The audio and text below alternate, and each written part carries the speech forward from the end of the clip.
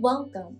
I'm your host, Manana Braxton, and on today's episode of the Chronicles of Becoming a Doctor in Education, we will honor the past and embrace the future by embarking on the journey of Dr. Eddie Holloway, who at one point served as the former Dean of Students and the first African American to hold the position.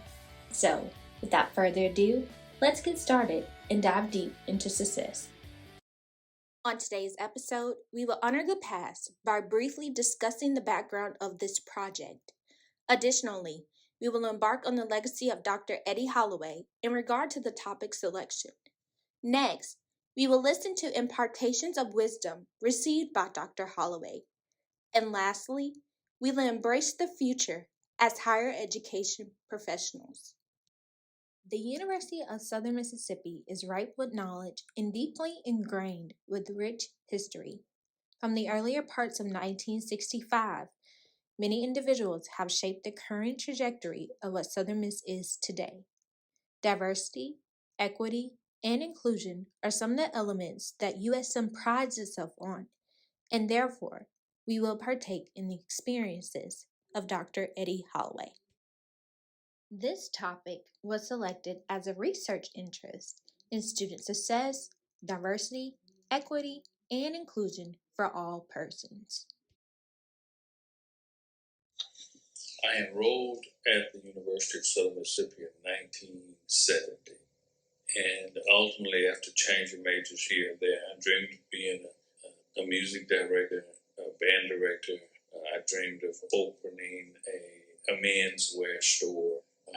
Just various and sundry ideas floated through my head. Keep in mind, I had never been to an integrated setting. So I graduated first through kindergarten through 12th grade. And the Hattiesburg Public School system was, for the most part, segregated.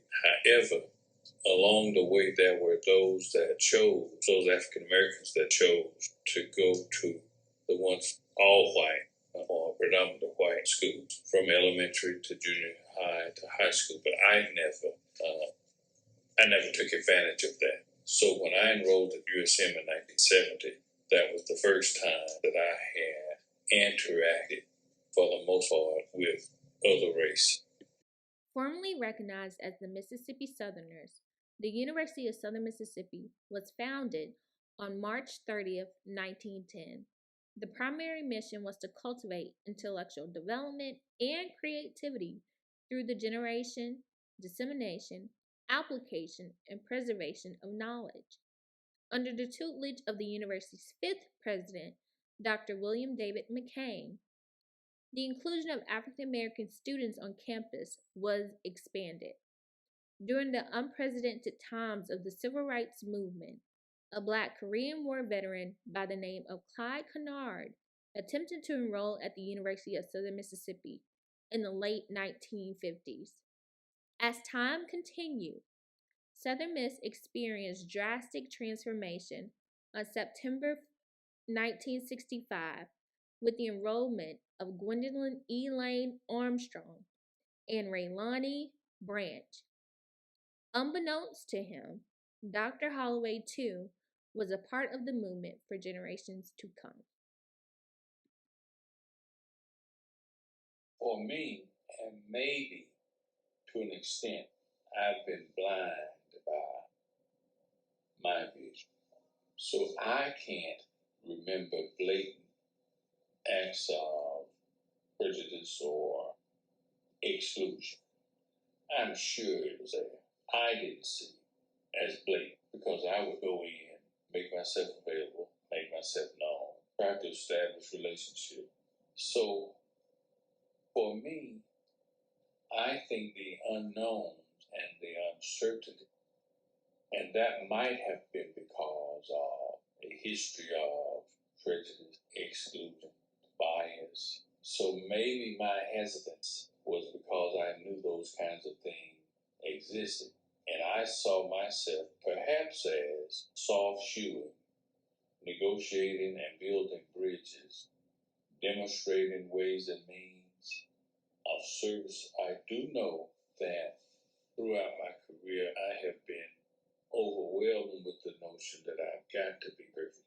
I'm sure some of that comes because I saw myself as if than the dominant race or than the system that it is. So yes, there has to be racism, bias, inequities. So I may have been cautious. I may have been calculating and mindful of anything that I or others would consider to be intrusion. And I think for maybe many people and many people of color, that might be reason for them not treading into unknown waters or not embracing the notion of integrating or, and in some instances, advancing that looking glass self, which is so predominant in sociology and psychology, how you are seen by others, or more importantly, how you view yourself. And if there are any deficits on either side, those represent incumbency to gelling and meshing. I hope that makes sense. So I would say it has not been a clear path. It's not been an easy and smooth path because there were so many unknowns. Have I felt uncomfortable? Yes. Have I felt alone? Yes. Have I felt at some point perhaps abandoned? Yes. Have I felt at some point not cushioned or not supported to the extent that I think I would have liked it? But for African Americans, I think unless they have built-in systems of transition where one person helps build a bridge, help the person cross the bridge, and future development, then that, in some instances, and in any African American position, they had to build those bridges themselves. And that would be awkward for anybody that doesn't have that brazen tenacity to forge ahead in spite of or because of. Because when you get up in the morning, all you have is you. Success is having, so many dreams. Success is for me to say that those 25 or 30 women and men that sheltered me, that cared for me, that fed me, that nurtured me, that supported me, that I was listed in their obituaries as their surrogate son. I hope that makes sense. I lived with, they cared for me. I borrowed their cars. The man that cleaned this building, right, took me the day I graduated.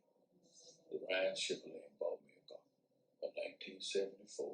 And he said, all the other guys in the area, they're not trying, son, but I watched you for a long time. Alvin Williams. And he co-signed for a 1974 Monte Carlo. That's success. That's success to be in his obituary as his son, but we didn't have blood. That's success. It's success to have graduated and achieved degrees. But most importantly, it's success to say there's a Boys and Girls Club that I have found. It's success to say Leaders for a New Century that I've all direct that Holloway did there for that. It's a success to sit on bank boards, hospital boards. That's not bragging of achievement, though it is achievement, but it's success that I can tell folks what it takes in my perspective to achieve and move. It's success to be called on to help fill financial aid papers out for students in the neighborhood. It's success for older folk to call and say, I'm getting ready to go into the convalescent home, or I think I'm about to transition in life. What can I do for this? And let me tell you where my last will, testimony, and my papers and money is me being. That's success in my mind. So I would say that life has been good for Eddie Holloway. And I believe, because I've been unable to stop it, I believe that's a calling, that it is a calling to not necessarily give back to society, but to give to people, places, and things. I believe that whatever you wish to do, work comes before success. Hard work. As I've told you in class, that a misleading statement is you can do anything you want to do. You can do anything you want to do if you're prepared, and preparation is work. So if I were a student coming up now, I would say work, work, work, study, study, study. Hone your craft. Do more than the minimum. Do more than the median. But work. Find yourself. Lose yourself in what you desire to become the best you can be. Find numerous ways to get around no. Don't give up. Know that life is not fair. It's not equal. It never has been. It may not become. You get up in the morning knowing that, and you work in haste. The folk in my neighborhood, the old folk used to always say, the early bird get to worm, boy, what time you get up, you know. And in church, this little boy, the preacher preached on, if you want to learn to live and want to learn to come, study the life of the ant, because they work all night. This project has taught me the importance of paying homage to our predecessors. In our class readings, specifically the seasoned professionals, mentors, coachings, advisors, and supervisors, seeking mentorships and training us up in order to transition into our design professions is beneficial on both ends. Specifically, as we embrace the future of what higher education will look like years from now, taking a moment to reflect on the very foundations of where we have come and visualizing where we are going are necessary to the overall work we will someday accomplish. In closing, I would like to thank you so much for tuning in to another episode of the Chronicles of Becoming a Doctor in Education. I hope that you enjoyed your time just as much as I did, and have a wonderful day.